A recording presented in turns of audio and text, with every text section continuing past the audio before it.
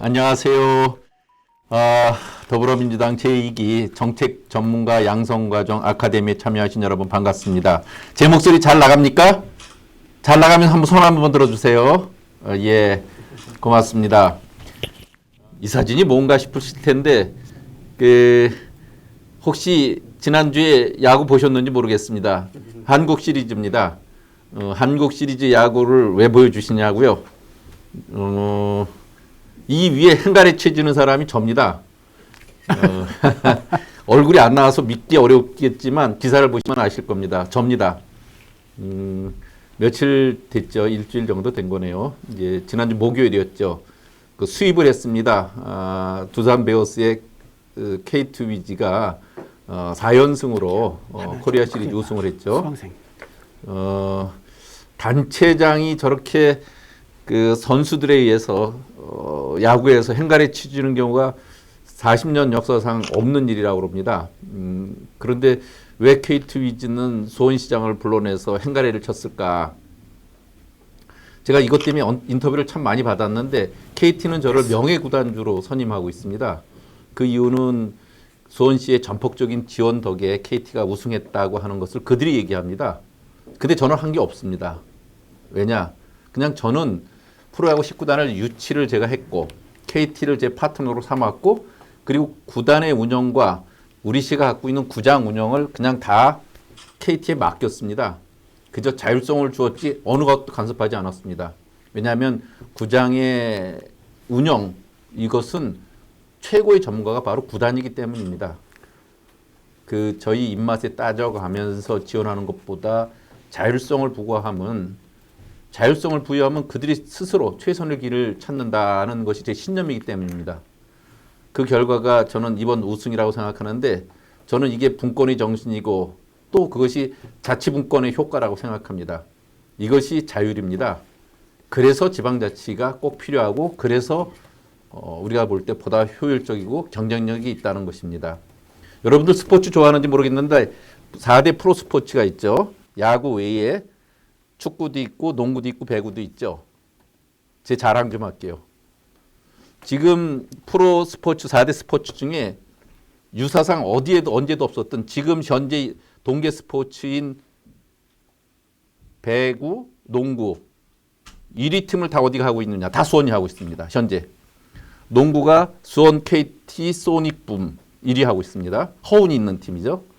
배구, 남자 배구 한국전력 1위 달리고 있고요. 여자 배구 현대건설 1위를 달리고 있습니다. 다 수원을 연구로 하고 있습니다. 그저 저는 수원의 프로구단을 유치하고 그들이 구단을 운영 제일 잘할 수 있도록 지원하는 것밖에 없는데 그렇습니다. 그것이 오늘의 성과를 만든 겁니다. 축구, 우리 프로축구에 수원 이름이 1위는 못하지만 상위 스플릿에 두 팀이 있습니다. 한 도시에 1부 리그에 두 팀이 있는 유일한 도시가 수원입니다. 수원FC와 수원삼성블루잉스. 그것이 저는 자치분권 그리고 제가 갖고 있는 평소의 소신이 성과를 내는 거라고 생각하는데 혹시 스포츠 좋아하시고 그것이 동의되시면 한번 손 한번 들어보세요. 별로 스포츠를 안 좋아하시는구나. 반밖에 손을 안 드신 것 같아요. 예, 권아름 씨 고맙습니다. 서다운 씨 예. 고맙습니다. 여성들이 예 이원주 씨, 김영수 씨, 손성익 씨 감사합니다. 예 문수기 씨. 야 이렇게 이름 전화 부르니까 다 들어오시네. 예 오늘 보니까 지역 당원이 그 한 20분 가까이 되고 당직자가 28분, 지방의원이 4분. 예 그래서 총 한 그 전체로 보면 50여 분이 이렇게 참여하고 계시네요. 예 반갑다는 말씀 드립니다. 지금부터 본격적으로 강의에 들어가죠. 유엔 경제총회라고 있습니다. 운쿠다트라고 그러는데 195개 회원국들이 만장일치로 대한민국을 개발도상국에서 선진국으로 격상시켰습니다. 운쿠다트가 1964년 창설된 이래 개발도상국을 졸업한 나라는 대한민국이 처음입니다. 우리 선진국 대한민국을 떠받치고 있는 우리나라 주식시장 시총 탑10 지금 보시는데 이 기업들을 보면 반도체, 인터넷, 또 바이오, 전기차, 배터리 이렇게 업종들이 골고루 분포되어 있는데 모두 글로벌 경제에서 주목받고 있는 미래 첨단 산업 분야입니다. 우리의 대표 기업들은 이미 4차 산업혁명 시대에 완벽하게 적응하고 있는 거죠. 반면에 오른쪽에 몇 가지 그 사례들을 보면 우리 사회의 아픈 단면을 보여주고 있습니다. 세계 10위권에 드는 경제 규모를 자랑하지만 정작 많은 국민들은 여전히 빈곤, 불행을 짊어지고 살고 있죠. GDP로 대변되는 경제 성장의 과실이 국민의 행복으로 이어지지 않고 있는 거, 이 국민의 행복으로 이어지는 고리가 끊어진 거, 이것을 우리가 동시대에 겪고 있는데, 그래서 어떻게 보면 우리는 건국 이래 가장 풍요로운 시대를 살면서도 또 동시에 가장 명암이 짙은 시대를 살고 있는지도 모릅니다. 예, 요 데이터 사회적 양극화의 한 사례입니다. 지난 2018년 그 평창 올림픽 당시에 여자 아이스하키 종목이 남북 단일팀으로 결정되었습니다. 모든 국민이 박수 칠 줄 알았는데 젊은 세대의 반발이 아주 거셌습니다. 2년 이상 국가대표팀으로 준비를 해온 우리 여자 선수들이 하루아침에 북한 선수들을 받아들임으로써 반이 그 기회를 뺏길지 모른다는 공정의 문제가 불거진 거죠. 또 인천국제공항 정규직화 문제 있습니다. 대통령께서 취임하시고 제일 먼저 찾아가서 10,000명이 넘는 비정규직을 정규직하겠다 이렇게 했었죠. 많이 박수를 받을 줄 알았는데 정작 우리 청년들은 아니 왜 우리가 이렇게 바늘구멍보다 힘든 시험을 보고서 가까스로 정규직이 될 수 있는 것을 누군가는 그렇게 그 하루아침에 그저 특혜로 정규직화 될 수 있느냐. 이거 공정의 또 문제가 불거진 거예요. 그리고 자기 기회를 뺏긴다는 생각을 하게 된 거예요. 이게 다 불공정의 이슈죠. 기성세대가 생각할 때는 우리 청년 세대들은 도대체 남북 평화라든지 평등사회 구현 이런 보다 가치 높은 데는 관심이 없는 거 아닌가, 이기주의자가 아닌가 하는 이런 지적을 또 할 수도 있을지는 모르죠. 근데 한편 뒤집어 놓고 보니까 우리 사회가 시작부터 대기업 정규직 트랙에 올라타지 않으면 죽을 때까지 그 반전의 기회를 잡을 수도 없고 또 부모의 재력이나 학력이 뒷받침되지 않으면 계층 상승 사다리를 오를 기회조차 없다는 냉혹한 현실의 문제가 아닌가 하는 거죠. 즉 우리 청년들이 이기적이어서 문제가 아니고 이기적이어야만 살아남는 양극화된 우리 사회 구조, 이것이 더 문제다 하는 거죠. 왼쪽 그래프를 보시면 우리나라 경제 성장률이 지속해서 하락하고 있습니다. 고도 성장기라고 할 수 있는 1970년대, 80년대에는 매년 7%, 많게는 12%까지 기적적인 성장률을 보였죠. 한강의 기적이라고 이렇게 일컬어졌어요. 2000년대에도 틈새는 좀 좁혀졌지만 여전히 국제 평균 성장률을 상회하고 있습니다. 그러다가 2008년 세계 금융위기 때 한번 꺾인 이후에 그 이후에 계속 2, 3% 성장률에 머물고 있는데 어떤 경우에는 국제 평균에도 못 미치기도 했어요. 이렇게 성장세의 둔화가 이제 10년 이상 이어지고 있는데 이것은 이제 단순히 IMF나 국제금융위기 같은 일시적인 요인이 아닙니다. 우리 산업 구조에 문제가 있는 거죠. 지금까지 성장을 이끌었던 대기업 주도 또 수출 기반 주력 산업 중심의 제조업 시스템이 국제 경쟁력 면에서 이제 수명을 다해가고 있다는 반증입니다. 오른쪽 그래프를 보시면 지난 20년간 우리나라 제조업의 평균 가동률 변동 추이라고 볼 수 있는데 2010년대부터 내림세로 접어들어 있습니다. 2021년 현재 70%에 근접해 있습니다. 그러니까 지난 10년 동안 보면 우리 공장 10개 중에 3은 가동을 멈췄다고 이렇게 볼 수 있어요. 수도권에 있는 이제 대표 산업기지 제조업이 가장 왕성한 안산의 시화 반월공단, 또 인천의 남동공단 한번 보시면 소리 없이 주저앉고 있어요. 이곳 기업들은 대부분 우리나라 수출의 주력 산업을 이끄는 대기업 2차, 3차 하도급 협력사들인데 현대자동차 판매량이 떨어지면 약 5,000개 1, 2, 3, 4차 하청 중소기업들이 일감이 없어져서 생산을 줄이거나 또 고용을 멈추게 됩니다. 휴업 폐업이 3년 새에 4배가 급증했습니다. 이곳 안산, 인천 이런 곳의 상시 고용 인구가 36만 명인 곳에서 공장 가동률이 10%만 떨어져도 3만 6천 개 일자리가 없어지는 겁니다. 그렇게 되면 주변 지역 상권 역시 또 무너지죠. 전체 제조업에서 중소기업이 담당하는 일자리가 70%인데 이 부분에 일자리 정책, 양극화 해소 끊임없이 투자하고 지원하는데 이것이 왜 그런 거 있는가? 일자리 창출의 과제가 어떻게 보면 중소기업을 어떻게 하면 살릴 수 있을까라고 문제를 지적할 수 있는데 중소기업 노동자가 중산층으로 자리 잡을 수 있는가 하는 거예요. 그것이 실제로 이루어져야만 양극화가 해소되고 그러는 건데 말이죠. 예. 왜 제조업 르네상스인가라는 책이 있죠. 이게 오바마 정부 당시에 산업정책 아이디어를 제공한 책으로 유명한데 이 책 핵심은 지역의 거점으로 기업, 노동자, 대학 이런 연구기관과 직업교육기관과 각종 지원센터가 유기적으로 결합해야지 산업 생태계가 만들어진다는 점이죠. 근데 이제 이렇게 중소기업의 경쟁력 강화가 산업 생태계 구축인데 이를 위해서 정부가 주력할 분야는 결국 R&D와 평생 직업 교육 체계예요. 근데 R&D 예산으로 보면 우리나라 정부가 매년 3조 넘게 지원하고 있어요. 근데 정책 효과가 아주 미비해요. 왜냐? 그 지원 방식 때문이에요. 부처들은 지원받은 기업에게 정량화된 성과를 요구해요.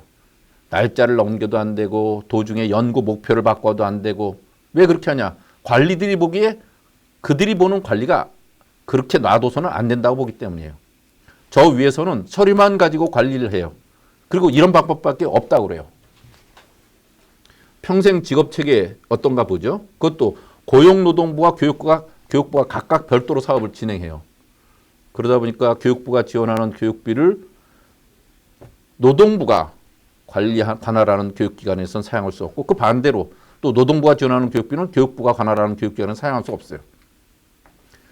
즉 현장과 동떨어져 있는 정책 아무리 좋은 목적을 갖고 있더라도 현장 중심형으로 정책이 짜이지 않는 한 이것은 많은 돈이 쓰일 뿐이지 실제 목적하고 있는 효과를 제대로 달성하기가 어렵다는 거예요. 현장 중심형으로 정책이 바뀌어야 된다는 거예요. 제가 오늘 늦은 이유가 5시까지 경기 남부경찰청과 지난 5월 달 아무런 물리적 충돌 없이 자진 폐쇄한 성매매 직결지의 사례를 오늘 이제 성과 발표회와 또 그때 공이 큰 경찰과 시민들 이런 분들께 격려하고 시상을 하는 행사를 했기 때문에 제가 좀 늦었는데 지역 생태계 구축이 어떠한 과정을 거치는가 한번 생각해 보기 위해서 예시를 한 거예요. 수원역 앞에 지난 60년 동안 성매매 직결지가 있었어요. 수원역 앞에 관문이 우리 부끄러운 얼굴이었어요. 근데 이것이 물리적 충돌 없이 폐쇄된 가장 큰 원인, 요인을 따져보면 제가 2019년 민선 7기 시장이 되고 나서 이곳에 바로 가로정비추진단이라고 하는 하나의 과를 2년, 3년 공직자들을 그 직결지 안에서 살게 했어요. 그리고 업소 관계자들과 늘 인간적인 관계를 형성해서 이들이 갖고 있는 문제와 애로사항을 해결하고 자진 폐쇄로 나가도록 강력한 행정적 조치를 취했어요. 그리고 물론 경찰과 여성의 전화와 같은 관련 기관들과 긴밀히 협의했죠. 여러 사회기관들이 소통하면서 목표를 공유하고 또 성과를 함께 나누는 방식으로 이 변화를 모색해야 돼요. 이 과정에서 우리가 중요한 것은 정부는 통제하고 심사하는 기관이 아니고 공유하고 협업을 통해서 플랫폼 역할을 해야 된다는 거예요. 중앙정부가 그렇게 변해야 된다는 거예요. 그렇지 않으면 실질적인 성과를 만들 수 없는데 우리의 정책은 늘 좋은 의도를 갖고 하니까 무조건 따르라. 그럼 성과가 있을 거다. 이렇게 믿고 있어요. 현장이 그렇게 조용하지 않습니다. 실제 지역 생태계는 그렇게 작동되는 게 아니라는 거예요. 우리는 이런 것을 늘 보고 있습니다. 중앙이 지금까지 해왔던 방식이 옳은가? 현장 한번 와보지 않고 서류 심사로 붙이고 탈락시키는 방식. 절대로 지역 생태계는 그렇게 만들어지지 않아요. 이것이 앞으로 지역을 거점으로 기업, 노동자, 대학, 직업교육기관, 지원센터 이런 것들이 협업해서 지역 생태계를 구축하고 그것이 효과적으로 일을 할 수 있도록 지원해 주는 것이 마땅한 거예요. 그것이 우리 경쟁력이 되고 그래야지 우리가 다음번 바람직한 우리의 발전 모델을 만들 수 있는 거예요. 그 사례들을 계속 보게 될 거예요. 문재인 대통령 취임하시고 연방제 수준의 분권 국가를 하겠다 그랬어요. 역대 어느 정부보다 자치분권을 강조했어요. 그리고서 대통령 직속 자치분권위원회도 만들었고 자치분권 종합계획도 수립해서 추진했어요. 그리고 많은 자치분권 현안들을 성사시켰습니다. 거기 보시면 지방일괄이항법도 제정했어요. 그리고 지방자치법 전부 개정안도 통과했어요. 지방자치제가 있고 나서 30년 만에 통과된 거예요. 그때는 정말 어려운 일이었지만 제가 그 당시에 여러분들의 손에 의해서 현직 지자체장으로서는 최초로 최고위원이 돼서 이걸 강력하게 밀어붙였습니다. 결국 통과됐습니다. 또 분권의 핵심인 재정분권 2단계가 현재 진행됐어요. 그렇지만 6대 4는커녕 7대 3도 안 되고 있어요. 기재부의 논리에 막혀 있는 거예요. 어쨌든 지금 자치경찰제라든지 정치자강법 개정 같은 걸 통해서 자치분권 현안들이 문재인 정부 와서 많은 부분, 일정 부분 성과를 거뒀다. 이렇게 말씀드릴 수 있어요. 제도적으로는 그런데 실제는 어떤가? 지금 이곳이 지방분권 국가라고 천명은 했지만 기초자치단체의 재정 자립도가 한 10여 년 만에 10% 정도씩 다 하락했어요. 왜 그렇게 했나? 결국은 자치분권의 기본단위인 기초정부, 시군구, 민생과 가장 가까이 있는 기초정부의 행정적 재정적 자율성이 결국 그만큼 퇴보했다는 겁니다. 그런데도 자치분권 국가로 계속 나가겠다고 그러죠. 실제적인 권한과 재정력은 점점 떨어졌는데 왜 떨어지게 됐는가? 그것을 해결하지 못한 건 뭐 때문인가? 살펴보죠. 지금 이제 우리가 발빠르게 복지국가로 나아가고 있어요. 우리 정부의 사회복지 예산도 그만큼 빠르게 증가하고 있죠. 지난 10년간 우리나라의 사회복지비 지출은 연평균 증가율이 9.1%였어요. 거기 보면 파란 줄 있죠. 파란 선, 꺾은 선 그래프를 보시면 알 수 있습니다. 그런데 지방정부들이 부담하는 사회복지 분야 국고보조율은 13%입니다. 지방정부들은 특별히 자기들이 공략하지 않아도 국가가 사회복지국가로 나가는데 들어가는 예산이 있는데 거기에 지방정부들을 몇 대 몇 퍼센트를 매칭시킵니다. 그러니까 기초정부는 재정 자율성이 그만큼 계속 약화되고 있는 거죠. 지방정부가 국가가 하는 사회복지비에 따라서 그저 매칭해서 들어가야 될 돈의 비율이 사회복지 예산은 정부는 9% 증가하는데 지방정부는 13%가 증가하니까 재정의 자율성은 그만큼 더 급격하게 줄어드는 거죠. 그러니까 기초정부로서는 현장의 요구에 발빠르게 대응하기보다는 중앙정부 지침에 따라 획일적이고 기계적으로 사물을 보는 형태로 만들어집니다. 그러니까 더 자조적으로 광역시의 자치구는 재정의 70%를 사회복지비 예산으로 나가요. 자기가 설계해서 나가는 게 아니라 중앙이 하는 것에 매칭해서 또 전달자의 역할을 하는 거예요. 그러니까 광역시의 자치구는 자조적으로 보건복지부의 전달청 이렇게 얘기하는 것이 더 맞다 이런 얘기들도 합니다. 이래서는 안 되기 때문에 영국 같은 나라에서는 새로운 부담의 원칙이라는 게 있습니다. 재정의 원칙을 세워놓아서 중앙정부가 이렇게 복지사업이든지 이런 것에 신규 사업을 도입하거나 기존 사업을 변경할 경우에는 지방정부와 반드시 협의해서 재정 부담에 대해서 양자 간 사전 협의를 하게 돼 있어요. 그리고 나서 사업을 하게 돼 있어요. 우리도 이런 제도는 있는데 실제로 안 지켜져요. 왜냐하면 중앙정부와 지방정부를 파트너로 생각한 적이 없기 때문이에요. 우리시 사례로 좀 더 들어가 볼게요. 우리시는 2021년도 올해 전체 결산을 기준으로 하면 그 시 예산이 3조 5천억 정도 돼요. 그 중에 1조 좀 넘는 돈이 복지비입니다. 그 중에 이제 노인과 관련된 고령 친화 사업으로는 3,780억 정도가 편성돼 있어요. 근데 재원 구성을 보면 국비가 55%, 도비가 8%, 시비가 36% 이렇게 되죠. 그러면 그 중에서 시비 1,377억이 들어가는데 그 중에서 또 그 1,377억을 떼어놓고 보면 국가가 계획하고 있는 국비 사업에 매칭되는 거, 그러니까 기초연금, 아동수당 이런 게 있는데 여기 고령사회니까 기초연금에 어르신들이 들어가는 기초연금에 70%를 국비가 되고 30%를 지방비가 매칭하게 돼 있어요. 그럼 지방비 30% 중엔 도가 6% 되고 우리시가 24%를 돼요. 그 돈이 올해만도 640억입니다. 그러니까 이렇게 해서 우리는 이 설계할 때 아무런 결정 과정이 있지 않았는데 640억의 돈은 우리시는 중앙이 설계해서 나가는데 그냥 따라서 내는 거예요. 그럼 우리시가 원래 640억을 쓰려고 했던 돈이 없어지는 거죠.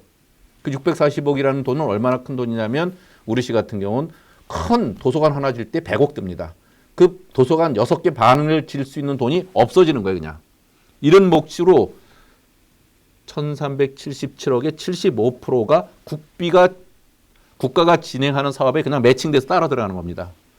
또 우리는 기초자치단체이기 때문에 도가 하는 매칭 사업으로 13%가 그냥 들어가요.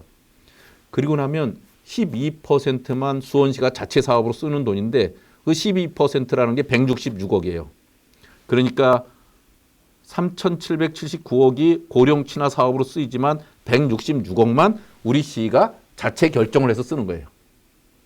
166억 중에는 우리 시 같은 경우는 노인복지시설이 5개, 6개 있고 막 그러면 거기에 연간 고정적으로 들어가는 돈이 145억이고 경로당 같은 데 고정적으로 들어가는 돈이 8억이고 뭐 이렇게 따지니까 실제로 그에 맞춤형 우리 지역의 특색 있는 사업을 하는 데는 10억도 못 써요. 3조 5천억을 쓰는 우리 시가 어르신들께 우리 시에 고유한 고령 친화 맞춤 사업은 10억도 못 쓰는 겁니다. 이렇게 되는 것이 현재의 지방자치제의 현실입니다. 기초정부의 복지예산 대부분이 국비사업의 의무 매칭으로 소진되는 한 지역에 부합하는 맞춤형 사무를 개발할 여지는 없는 겁니다. 제 얘기에 이해가 되셔요? 예, 편안한 자세로 들어도 좋지만 그래도 좀 관심 갖고 귀를 쫑깃해서 이해를 하시도록 좀 노력 좀 부탁드릴게요. 그런데 또 더군다나 이것조차도 또 국가가 많은 사업에 공모사업 방식으로 해요. 그런데 공모사업이라는 게 어떻게 되고 있는가 한번 또 보도록 하는데 청년정책을 보더라도 청년정책이 우리시가 245억을 쓰는데 그중에 우리시 자체 사업으로 96억이 쓰이고 그것도 또 경기도가 하는 경기 청년 기본소득에 또 쓰이고 다 쓰이면 그나마 기초정부는 청년 사업으로 우리시에 맞춤형은 또 없다 하는 하나의 사례를 또 드린 거고요. 제가 그 전국 시장 군수 구청장 협의회 대표를 대표를 이전에 했었습니다. 그러면서 그 기초연금 아동수당과 같은 날로 늘어나는 그 복지비의 왜곡 문제를 해결하려고 복지대타협 특별위원회를 만들어서 제가 그 위원장을 또 했습니다. 그래서 우리나라 복지비가 이렇게 왜곡이 많이 되니까 보건복지부 장관하고 면담하면서 앞으로 전국적으로 보편적으로 모든 국민에게 해당되는 사업은 중앙이 다 그냥 쏴주십시오. 지방정부를 통하면 그 과정의 비용만 더 듭니다. 절대 효과적이지 않으니까 중앙정부가 다 쏴주시는 방식으로 하고 지방정부와 할 거는 지방정부의 특색 있는 사업을 하는 것에 대해서만 지방정부와 하도록 그렇게 예산의 분담도 합시다. 이런 그 제안을 했습니다. 원칙적으로 다 동의합니다. 그런데 지금도 이 일들은 전혀 안 변하고 있습니다. 첫 만남 이용권이라고 있습니다. 그 저출산이 워낙 심각해지니까 보건복지부가 내년도부터는 어느 집이든지 아이를 낳으면 아이 한 명 낳을 때마다 200만 원을 주자 하는 거예요. 근데 이미 지방정부들은 출산 장려금을 다 주고 있거든요. 중앙정부만 안 하고 있었던 거예요. 지방정부는 많은 데는 1,000만 원, 2,000만 원, 5,000만 원, 1억까지 주는 데가 있어요. 그런데 벼랑간 국가가 안 하던 사업을 하면서 200만 원을 다 주자는 거예요. 그래서 환영했죠. 그 200만 원 줍시다. 그랬더니 200만 원을 줄 때 지방정부 하던 일을 하지 말고 중앙정부가 하는 200만 원 중에 100만 원 될 테니까 100만 원 니들이 내라 이런 거예요. 지방정부로 보면 각 지역의 특색이 다 달라요. 시골일수록 더 출산율이 저하돼서 더 많은 출산 지원금들을 줘서라도 어떻게든 아이를 낳게 하는데 니네들 사업을 하지 말고 중앙을 다 똑같이 따라서 하고 우린 200만 원 줄 때 100만 원 줄 테니까 거기다 얹히는 걸로 그렇게 바꾸라는 거예요. 이게 지방자치를 인정하는 겁니까? 그래서 제가 도저히 말이 안 되는 얘기다. 왜 그렇게 하냐.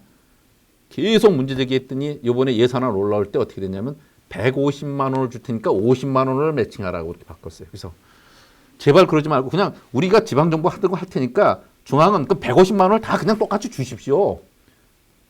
어떤 게 혹시 옳습니까?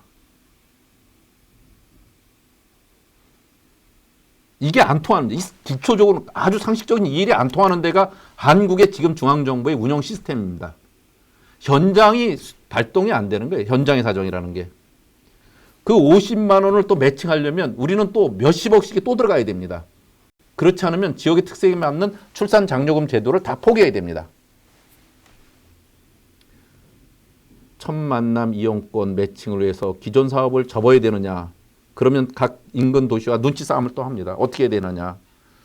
이렇게 중앙정부가 지방정부들의 자율적 영역을 침범하고 분란을 일으키는 방식으로 지원돼서거나 이런 방식으로 진행돼서는 안 되는 겁니다. 제가 이런 일을 하도 겪다 보니까 목소리 톤이 높아져서 여러분들이 듣기 거북할지 모르겠어요. 제가 우리 시가 아시다시피 인구가 125만으로 울산광역시보다도 인구가 10만 가까이나 많습니다. 그리고 12년을 시장을 했습니다. 한국의 지방자치에 현재 갖고 있는 어려움, 한계, 중앙정부의 횡포가 너무 많아서 이걸 다 얘기하다 보면 끝이 없어요. 근데 지방정부가 어려움이 겪더라도 그것이 모든 국민에게 혜택으로 돌아가고 효과적인 국정 운영 시스템으로 가면 무슨 말을 하겠어요. 근데 현장의 사정을 너무 모르는 가운데 그것이 낭비되고 왜곡되는 일을 보니까 그러는 거예요. 지금 말씀드린 청년 실업, 또 사회적 양극화, 또 국토의 불균형, 또 우리 사회의 여러 가지 그 난제들 이런 것들을 해결하기 위해서 기후위기까지 같이 해결하기 위해서 문재인 정부에서 한국판 뉴딜이라는 걸 새로 우리의 국정과제로 만들었어요. 아주 필요한 일이죠. 근데 한국판 뉴딜, K 뉴딜 어떤가? 정말 좋은 취지를 갖고 있는 사업에도 사업 시행을 어떻게 하냐? 공모 방식으로 해요. 그 공모 방식이라는 것이 중앙정부가 지방정부를 줄 세우는 거예요. 지방정부는 성과를 내야 하니까 지역에서 필요로 하는 사업에 집중하기보다는 중앙이 요구하는 방식에 끼워 넣는 거예요. 중앙이 문제를 내고 그 모범 답안을 내면 되는 거예요. 그리고 그걸 다 대주질 않아요. 40%를 해주거나 50%를 해줘요. 그럼 50%, 60%를 어떻게 하냐. 사업비 매칭을 해야 돼요. 그러니까 매칭 예산이 없는 지방정부는 응모조차 못합니다. 지방 소멸에 대응하는 사업이 또 국가 균형 발전을 촉진한다는 사업이 이런 방식으로 운영됩니다.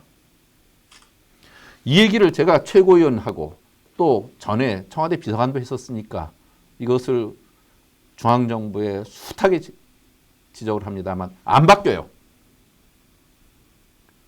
이렇게 안 바뀌는 정부를 우리는 갖고 있습니다. 예를 하나 들까요? 제가 2015년에 시장을 할 때입니다. 메르스가 터졌습니다. 평택에서 처음 발생했고 수원을 거쳐서 서울 삼성병원의 응급실에서 전국적으로 확산되는 대폭발이 일어났어요. 대확산이 일어났어요. 치명률이 코로나보다 훨씬 높았어요. 굉장히 위험했어요. 그때 확진자나 확진자로 의심되는 사람을 누가 면담해서 동선을 파악하고 그걸 고리를 떠내느냐 하면 역학조사원이에요. 역학조사원이 우리 규정에는 광역별로 2명씩 두게 돼 있어요. 울산도 둘이고 대전도 둘이고 경기도 둘이에요. 경기도 1350만이에요. 수원은 울산보다도 인구가 많은데 우리는 한 명도 없어요. 현장에서 지역 쪽은 지금 아무도 발생 안 됐고 경기도 쪽에서 계속 발생했는데 우리 지역은 광역시보다도 큰 인구를 갖고 있는데 획일적 기준이라는 게 광역별로 2명씩만 두게 돼 있어서 이걸 갖고 빨리 기초정부인 우리한테도 역학조사원을 돈을 안 줘도 좋으니까 우리가 쓸 수 있는 권한만 달라 그랬어요. 2015년부터 부르짖었어요. 제가 문재인 정부 들어와서 대통령 일자리위원회 위원으로 위촉돼서 활동했어요. 10명의 장관과 10명의 민간위원이 있어요. 10명의 민간위원 중에 제가 들어가서 장관들한테 그 요구를 했습니다. 감염병 사태가 빈발하고 있는 시대에 역학조사원 광역별로 2명이라고 있는 획일적 기준 바꿔달라. 우리처럼 큰 인구를 갖고 있거나 지자체가 쓸 수 있는 데는 자유롭게 몇 명이라도 쓸 수 있게 도와달라. 보건복지부 장관이 그 자리에서 좋은 생각입니다. 그렇게 하겠습니다. 그랬어요. 그때 행안부 장관이 김부겸 장관이었어요. 아, 그렇죠. 적극 검토해 보겠습니다. 그랬습니다. 그게 2018년의 일입니다. 물론 그 이후에 아무것도 바뀌지 않았습니다. 2020년 코로나가 터졌어요. 이때는 메르스와 비교할 수 없을 만큼 전국적으로 수십 명, 수백 명, 수천 명이 넘어갔어요. 광역별로 있는 2명의 역학조사관 갖고는 어림도 없습니다. 부랴부랴 기동민 의원이 감염병 3법을 고치면서 기초자치단체도 역학조사원을 둘 수 있게 법을 만들었어요. 그것이 일명 염태영법이라고 일컬어졌어요. 5년 동안 부르짖다가 결국 코로나를 맞고 나서 부랴부랴 쓰는데 감염병 전문의는 하루아침에 쓸 수 없습니다. 2년 이상의 트레이닝을 거쳐야 돼요. 지금 각 지역에 쓰는 감염병 전문의 역학조사원은 공중보건의가 몇 시간 교육받고 와서 우선적으로 하는 거예요. 이렇게 안 바뀌는 정부예요. 지난해에 이천에서 물류 화재 사고가 났습니다. 38명이 죽었습니다. 이천시장은 그 유족들한테 목덜미를 끌려서 질질 끌려다녔어요. 그래도 이천시는 거기다가 분향소를 차리고 그 유족들을 다 모셨어요. 제가 그때 그 현장 가보고 절규를 했습니다. 그리고 그 이후에 최고위원이 돼서 계속 주장했습니다. 제발 중앙정부가 건설 현장, 산업안전의 현장의 점검 권한을 중앙부처의 특별청만 갖고 있을 게 아니라 지방정부에도 나눠달라. 돈 달라는 거 아니다. 우리는 아무런 단속과 점검 권한도 없는데 문제만 터지면 질질 끌려가는 거다.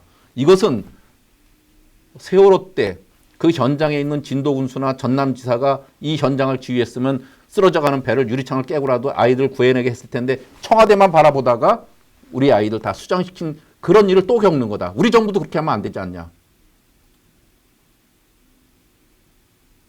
그런데 지난번에 중대재해기업처벌법이라는 것을 만들면서 이 얘기는 온데간데 없고 산업안전청이라는 걸 또 하나 만들고 지방정부에는 아무런 권한을 나눠주지 않았어요. 우리는 큰 일 터지면 중앙부처에 청 하나씩 만드는 게 획일화된 일입니다. 중앙정부의 권한은 최대한 지역의 현장에 맞추어서 갈 수 있도록 해주는 것이 원칙으로 가지 않고 중앙으로 다 모아요. 중앙에 다 해요. 지금까지 중앙에 감독 권한이 없어서가 아닙니다. 현장을 못 믿기 때문이에요. 제가 KT가 1위를 할 뿐만이 아니에요. 전 우리 지역에 있는 지금 야구도 1위 했지만 남녀 배구 다 1위 하고 있고 농구도 1위 하고 있어요. 왜 그러냐? 이런 일이 없죠. 제가 다 권한을 나눠주기 때문이에요. 그들이 자율적으로 운영하기 때문에요. 책임을 갖고 그들이 판단하여서 운영하는 거예요. 현장에 가장 잘하는 그들이 하는 거거든요. 왜 이렇게 못 바꿀까요?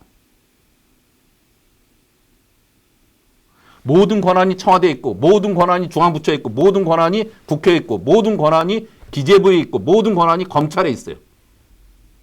이 고리를 끊지 않으면 우리는 한 발짝도 못 나가는 거예요. 기재부가 우리의 혁신을 얼마나 가로막고 있습니까? 검찰에 지금 얼마나 우리를 이렇게 후진국으로, 정치 후진국으로 몰고 있습니까? 왜 그랬겠어요? 권한이 집중해요. 현장에 가장 최적으로 적응할 수 있도록 나눠주는 거. 이게 제일 중요한 거예요. 공급자 중심 중앙부처의 칸막이 정책들을 줄기차게 볼 수 있어요. 똑같은 일을 국토부, 중기부, 산업부가 하고 있습니다. 그런데 목적이 같다면 사업도 재정도 통합해야 되는데 이런 일은 절대 일어나지 않습니다. 어제도 제가 이 일 갖고 회의를 했습니다. 돌봄입니다. 맞벌이 부부들 코로나 때문에 특히 아이라도 아침에 벼랑간 열이라도 나면 온데간데 그야말로 정신줄을 놓게 됩니다. 돌봄 방식이 교육부, 보건복지부, 교육청, 여가부 다 나눠져 있습니다.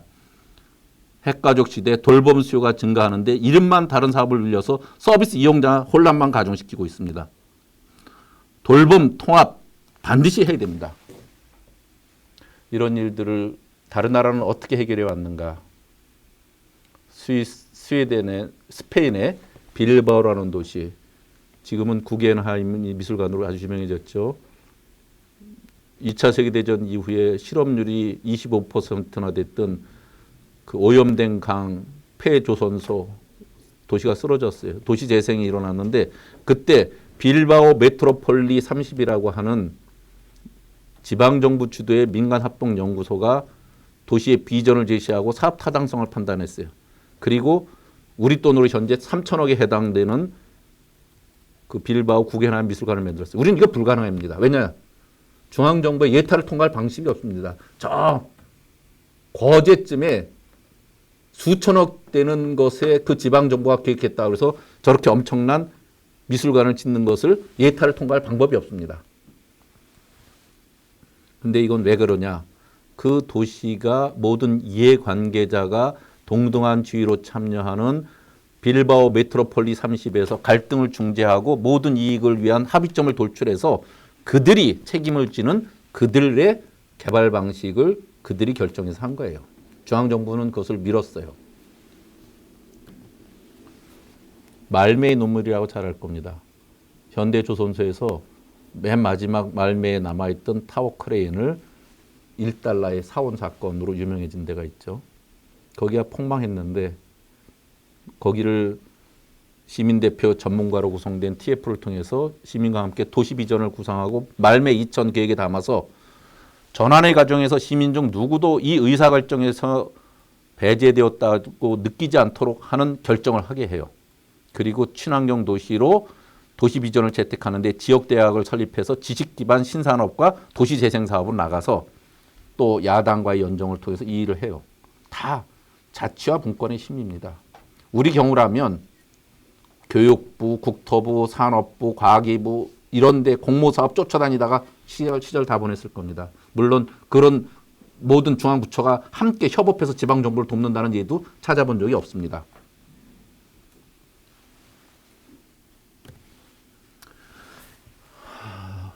과천시장 주민소환 투표가 있었어요. 최종 투표율은 다행히 21.7%로 개표 기준인 3분의 1이 못 미쳐서 부결되었지만 과천에서는 이 일이 처음이 아니에요. 2011년 당시에도 그때 당시는 우리 당이 아닌 다른 쪽 당 시장이었는데 이제 정부 청사 세종시 이전 문제, 재건축 관련 업무 조절 문제 이런 것들로 주민 소환이 돼가지고 투표를 붙였는데 17.8%로 부결됐어요. 이 사람이 무슨 비리가 있는가? 이 과천시장이. 참 씁쓸한 사건입니다. 이것은 이분의 아무런 잘못이 없어요. 정부가 작년에 8.4 부동산 대책 일환으로 과천시 청사 유휴부지에 4,000세대의 아파트를 공급하겠다는 계획을 그냥 발표한 거예요. 이 과천시장은 아무런 이유도 없이 가만히 있다가 하루아침에 날벼락을 맞은 거예요. 인구 7만이었던 과천시가 5만으로 줄었어요. 근데 이명박 정부, 박근혜 정부 또 문재인 정부 들어서 지금 10만 명이 더 느는 도시 주택 공급 정책이 발표됐어요. 그러다가 요번에 또 4,000세대가 더 추가된 거예요. 앞으로 한 7, 8년 이내에 기존의 과천보다 3배의 크기의, 3배 인구 규모의 과천시가 생긴다는 거예요. 그러니까 과천으로 보면 과밀학급, 하수 처리 문제, 교통 수요, 도시 인프라 공급 문제 한두 가지가 아닌 거예요. 근데 이것은 이 주민들이 이걸 받아들이고 말고는 관계없어요. 그냥 수도권에 주택이 필요하면 그냥 기재부에서 국토부에서 여기저기 찍어서 몇천 세대씩 넣는 거예요, 그냥. 그럼 넣으면 인구만 넣지 말고 인프라를 같이 넣어야 되고 직주의 개념으로 같이 넣지 않으면 전부 다 수도 서울만 향해서 가게 돼 있어요. 그러면 수도 서울로 들어가는 교통량만 지옥 처리되는 거예요. 결국은 이 과천시장은 이것을 막기 위해서 텐트로 그 앞에서 천막 농성을 하고 또 거기서 집무실을 찾아오고 주민들에게 그렇게 설득하고 혼났지만 결국은 과천시장에 대한 주민 소환 투표가 강행됐어요. 다행히 그 직전에 정부가 이 계획에 대해서 과천시하고 협의해서 일부 줄이고 일부 대상지를 바꾸겠다고 하고 이래서 조금 누그러져서 결국 부결은 됐지만 주민 소환제라는 게 뭐겠어요? 시정을 견제 감시하기 위해서 주민이 행사하는 소중한 권리인데 지방정부가 권한이 없는 것에 결국은 허공에 몽둥이질하는 주민, 시민의 권리가 지방정부의 책임이 크기에 비례하는가. 권한도 없는 지방정부의 책임지라고 해봤자 공연불인데 그런데도 주민들은 지방자치단체장을 몽둥이로 두들길 수밖에 없어요. 왜냐하면 대안이 없으니까. 다른 방법이 없죠. 주민들이 그것을 발표한 기재부 장관이나 대통령을 소환할 방법이 없었던 거예요. 왜 그렇게 권한이 있는 데와 책임이 무너지는 데가 같지 않는가. 예, 중앙집권이라는 것이 지금 1단계 로켓을 분리하고 2단계 지방자치, 자치분권으로 날아올라야 되는데 우리 사회는 중앙주도에 1단계 로켓 엔진을 여전히 붙들고 있습니다. 다른 나라는 2만 불에서 국민소득 3만 불 갈 때 7년 정도 됐어요. 선진국이. 근데 우리는 2만 불까지 아주 빠른 속도로 갔는데 3만 불 갈 때 10년이 넘게 걸렸어요. 그 이유는 비효율이 그만큼 존재한 거예요. 중앙집권적 국정운영 시스템을 이것을 보다 이제 제4차 산업혁명 시대의 맞춤형으로 지역이 주도해서 곳곳에서 새로운 지역 생태계를 만드는 방식으로 분권형 국가운영체제로 변환되지 못해서 2단계 로켓 엔진의 점화가 안 된 거예요. 계속 늦춰지고 있어요. 1단계 로켓 엔진을 못 떼어내고 있어요. 이것은 제 얘기가 아니고 이정동 청와대 경제과학특별보좌관이 중앙주도의 산업정책에 대한 비판을 한때 제가 이것을 빌려다 쓰는 겁니다. 중앙정부가 모든 물적, 인적 자원을 끌어다 쓰고 개발 독재를 했던 이 시대에 우리가 고도 성장을 했지만 그때는 소수의 엘리트가 끌고 나갔는데 우리는 이제는 문화의 다양성과 지역의 특색과 지역 생태계라는 것이 바로 새로운 성장 모델을 요구하는 거예요. 정치 얘기 이제 해보죠. 정치 선진국인 독일의 경우 내노라는 정치인들이 어린 시절부터 정당에 가입해서 지역에서 활동했습니다. 여러분들 독일 국민의 사랑을 받는 마르켈 총리 14세부터 정당 활동을 했어요. 청소년 조직에서 시작했어요. 슈레더 총리 19세에 지역 당원으로부터 시작했어요. 지역의 청년위원장을 했어요.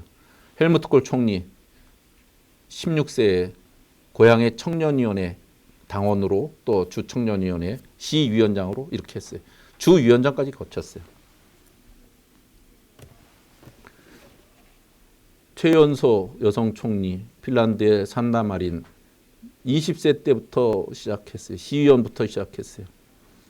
재선 임기 중에 국토부 장관으로 있으면서 이제 총리까지 된 거예요.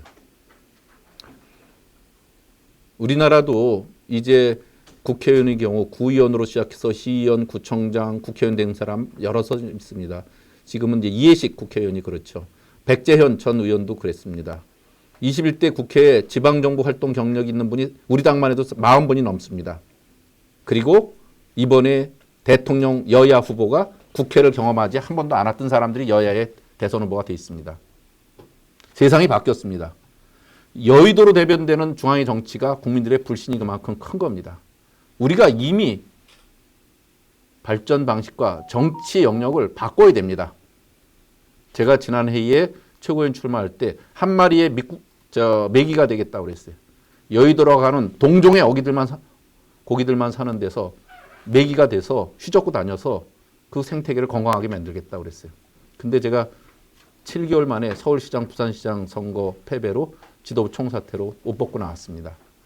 그래도 필수 노동자라든지 지방소멸 대응 TF라든지 이런 데에서 일정 부분 성과를 거뒀고 지방자치법 통과라든지 이런 걸 했어요. 근데 정작 중요하게 해야 될 많은 일들을 하지 못했어요. 그리고 재산세 문제라든지 이런 데서는 저는 끝까지 반대한 일이 많습니다.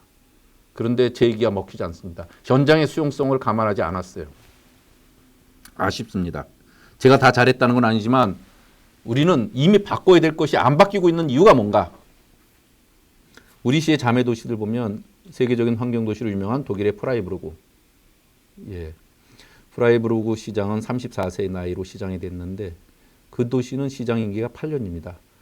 직선으로 선출되지만 시의회의 의장도 겸임합니다. 시민들의 환경 의식이 굉장히 높고 참여도도 높아요.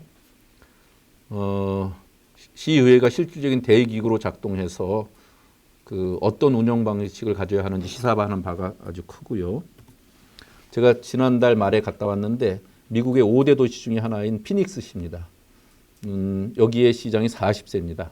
여성입니다. 재선 시장입니다. 행정은 시티 매니저라는 직책이 있어서 시 행정을 총괄 집행하고 시장은 시의장을 겸임함으로써 시민의 의사가 시정의 중심에 놓이게 할 수 있어요. 행정이 이를 뒷받침하는 구조라고 할 수 있죠. 저는 지난 전당대회에서 현역 단체장 최초로 최고위원에 당선됐습니다. 국회의원만이 당 지도부를 구성해왔던 지금까지 불문이 깨진 거죠. 짧은 임기였지만 중앙 정치권에서는 미처 생각지 못했던 지역의 목소리를 대변할 수 있었어요. 현장감 있는 정책 대안을 만들고자 노력했습니다. 근데 이 도전이 저 하나로 끝나지 않기를 바랍니다. 더욱 많은 다양한 분야에서 다양한 기반을 가진 당원들이 도전하고 선출되기 바랍니다.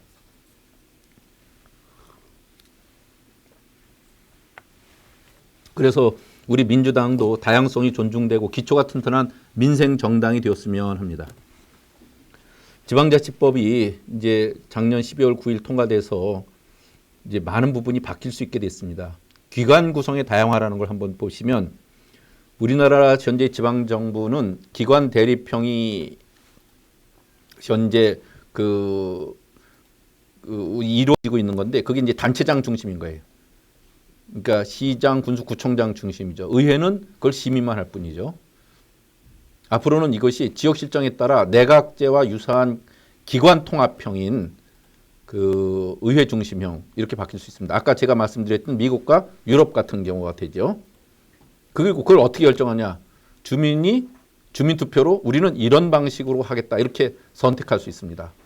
일본 같은 경우는 아주 시골 벽촌인 경우 그 안에서 시장, 군수를 뽑을래야 마땅한 인물이 없을 수도 있어요. 그런 데는 그 의회에서 시장이나 군수를 자기적 출신의 유능한 도시에 나가 있던 경험이 많은 경영 수업이 잘 돼 있는 실적이 있는 사람 전문가를 초청해서 시장이나 군수로 앉히기도 합니다. 이렇게 주민의 선택권이 넓어진 거예요. 또한 지방의회에는 독립성과 전문성이 강화돼서 행정부를 감시 견제하는 기능을 보다 충실히 할 수 있는데 이런 것도 지금 많이 지방자치법에 들어가 있어요. 어떻게 운영되느냐의 앞으로의 과제입니다. 거기에 주민 주권을 구현하는 거, 기관 구성을 다양화하는 거, 주민 참여 제도를 확대하는 거, 또 지방의회를 강화시키기 위해서 사무처 직원의 인사권이라든지 또 새로 만들어지는 게 의원 정수의 2분의 1 범위 내에서 정책 전문 인력을 쓸 수 있게 되는 거예요. 여러분들이 의원이 안 됐더라도 정책 전문위원으로 들어가서 활동할 수 있는 거예요. 전체가 몇 명이 더 필요하냐면 824명의 광역과 기초의 2926명으로 보면 그거의 2분의 1인 1875명의 신규 일자리가 생기는 겁니다. 지역에서 보다 전문적 역량을 쌓을 수 있는 기회들을 가질 수 있는 게 이만큼 늘어나는 겁니다. 제가 끊임없이 주장하는 게 국회도 윤리특별위원회를 국회의원만이 아니라 독립기구로 만들자는 거였어요. 국회의원들이 잘못하면 국회의원들끼리 자기들이 처벌 수위를 결정하는 걸 자기들이 해요. 국민들의 눈높이에 맞춰서 해야 됩니다. 그래야지 지금처럼 면책특권에 숨어서 엄한 일을 안 할 수 있게 할 수 있습니다. 예. 그래서 그 지방의회는 윤리특별위원회 설치를 의무화했는데 저는 요 시행령 중에 이걸 독립기구화시켜서 외부 사람들로 이어지게 하자. 그게 절대적으로 필요하다 하는 얘기를 늘 하고 있는데 반영될지는 두고 봐야 될 것 같습니다. 저는 12년 동안 시장을 해왔습니다. 이제 몇 개월 안 남았습니다. 전국의 기초단체장 이런 의견들을 갖고 끊임없이 도전하지만 잘 안 됐습니다. 그래서 그 보다 큰 조직을 만들기 위해서 기초단체장, 지방의원, 일반인들이 참여하는 전국 자치분권 민주지도자회라는 걸 만들었어요. KDLC라고 약칭해서 불러요. 현재 1,600여 명의 지역의 풀뿌리 정치인들이 참여하고 있어요. 지난 전당대회 때 그 홍영표 후보, 송영길 후보, 우원식 후보하고 같이 다 당대표 후보 토론회를 했습니다. 그리고 자치분권 국가 실현을 위한 정책 공약도 협약을 했습니다. 그런데 이때도 현역의 지자체장을 한번 최고위원회에 도전시켰지만 제 이후에는 이것도 되지 않더라고요. 저는 최근 전국을 돌면서 권역별 자치분권 대학을 운영하고 있습니다. 4번을 했습니다. 광주에서 했고요. 대구에서 했고요. 울산에서 했고요. 지난주 대전에서 했습니다. 이번 주 서울에서 합니다. 풀뿌리 정치인 지망생들이 자신들의 역량과 기초 소양을 닦을 기회를 제공하고 있는 겁니다. 정치활동은 중앙당만 하는 게 아닙니다. 그 정치활동은 중앙당만 하는 게 아니라 앞으로 또 검찰 개혁만 정치 이슈가 아니라 지역에서 일상적으로 발생하는 각종 집단 민원들이 지역 정당이 정치 이슈로 조직해내는 것이 필요하고 그래야만 우리 정치가 현장과 밀접하게 돌아갑니다. 정치인들이 내 문제를 해결해주는 우리의 리더라는 인식이 그래야 생긴다는 거죠. 이번에 제가 자치분권 민주지도자회의를 교육하는 거고요. 이번에 제가 그 대선 후보들에게 우리의 당의 대선 후보들에게 자치분권 공약을 제시하고 협약을 다 했습니다. 아마 그분들 입장에서 이제 더 이상 지역의 풀뿌리 정치인들이 뭉치니까 민주당이 가장 큰 계보가 돼서 우리하고 정책 공약 이행 협약식을 안 할 수가 없었을 텐데 민주정부 제4기에는 꼭 이것이 실현되기를 바랍니다. 저는 그래야 우리나라가 희망이 있고 이와 같은 중앙 정치권의 정치 논쟁에만 휘둘리지 않고 민생의 문제를 제대로 살필 수 있는 시대가 올 수 있다 생각을 합니다.